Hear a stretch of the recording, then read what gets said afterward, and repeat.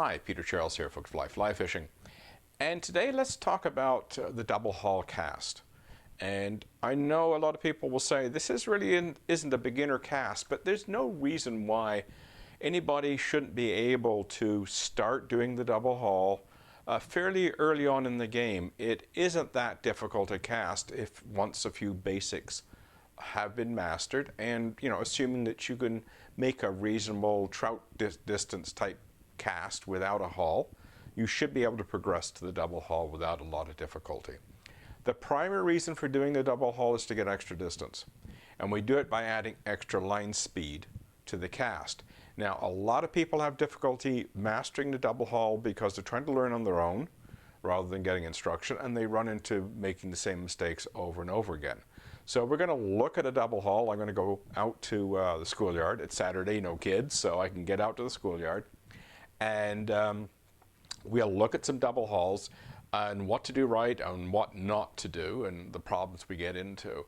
And as you can see, there's not an awful lot to it. There is a bit of timing, but there's some simple ways to deal with the timing issues. So let's get going, get into the yard and see what it's all about. Okay, let's talk about the double haul.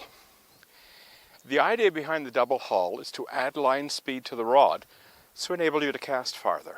Rather than try to add that line speed with your rod hand, we're adding the line speed with our other hand. And what we're doing is we're pulling down on the line. And that pulling down on the line accelerates it. Now, what are some common problems with double hauls and why people can't do them? Well, the most common reason is they work too hard. They try too hard. They're thrashing and crashing and mashing and trying to use muscle to make it work. And what you're doing is just adding some line speed by giving this line a bit of a tug.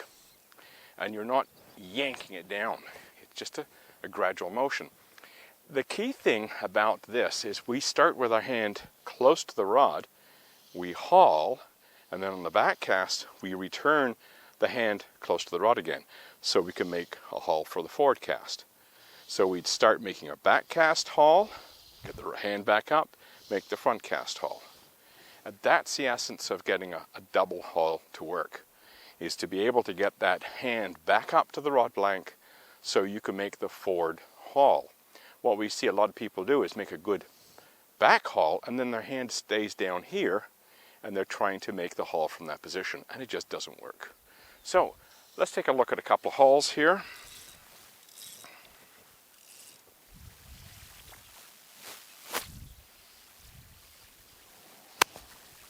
See, the hand goes back up to the rod blank, hand goes up. There we go. Now, a couple of other things about that. We try to make the back cast go 180 degrees to the forward cast. We don't always get it perfect, but we try to get it as close as possible. And I see a lot of people, their forward cast goes that way, but their back cast goes off at about 20 or 30 degrees that way. And the reason for that is simple. They're turning their wrist. So instead of going up over the head like this, where the hand is more or less vertical, they open the hand out. And that causes the rod to swing like this, make a bit of an arcing motion instead of tracking straight, and it throws the line off to that direction. So I'll do one wrong and I'll do one right.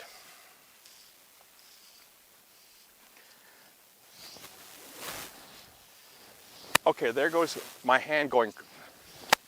You can see my hand going out. My back cast is all wonky now.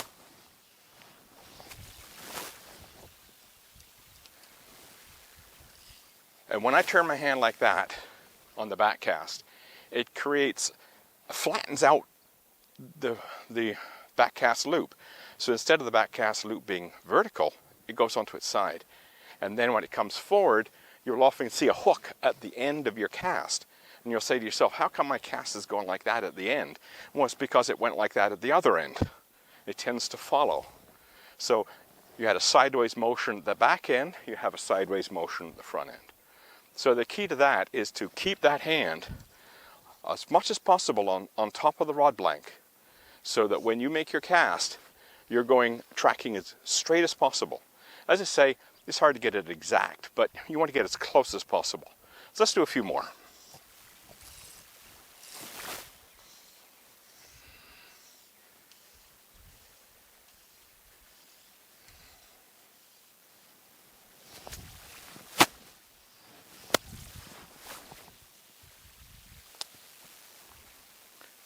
well, this is a 105-foot line. Not much left on it.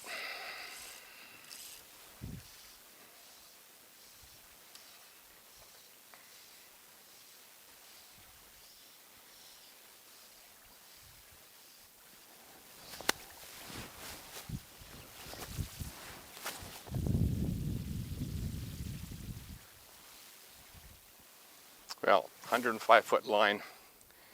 There's, maybe 15 wraps left. You can get some really good distance out of a double haul with just getting those ingredients right. You want to track 180 degrees. You want your hand to stay on top, not twist off to the side. And when you're making your haul, you sweep up and return the hand to the rod blank in order to make the next one. And it's not a violent jerk, it's a smooth pull. So the key for most people is to watch that back cast, get that hand up to the top, and the haul works. It's not that difficult to cast.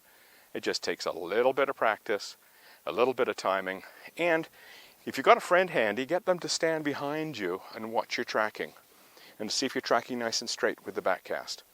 And because when that hand turns out, it creates a lot of mess in the back cast. And if you're not looking, you won't see it. And then you'll see your forward cast go wonky and you'll be going, what's going wrong? So if you've got a friend handy, maybe both you can be learning the double haul at the same time, which is a great way to do it. One cast, one watches. And you'll be able to see what's going wrong. And, all you have to do really is look behind you and you'll see a lot. So remember that. Get that head on a swivel. Look behind you and watch what's going on in your back cast and watch what's happening with your hand. And you'll master the double haul. Okay, there you go, the double haul. There's not an awful lot to it, as I said. It's a question of getting the timing right. Don't overpower the thing. There's no need to use muscle. It's simply a matter of adding a little extra line speed by hauling on the line with your hand. And you don't have to jerk it hard. It's just a smooth pull. And you've added some line speed and boom, away goes the cast. I did a little practicing before I went into the schoolyard to shoot the video, and I measured a 105-foot cast. You can get some impressive distances out of the double haul. So, give it a try, and don't aim for 105 feet to start with. 60, 70 feet, those are good distances.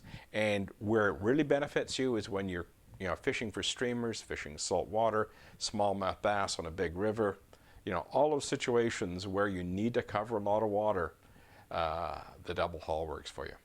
Cheers.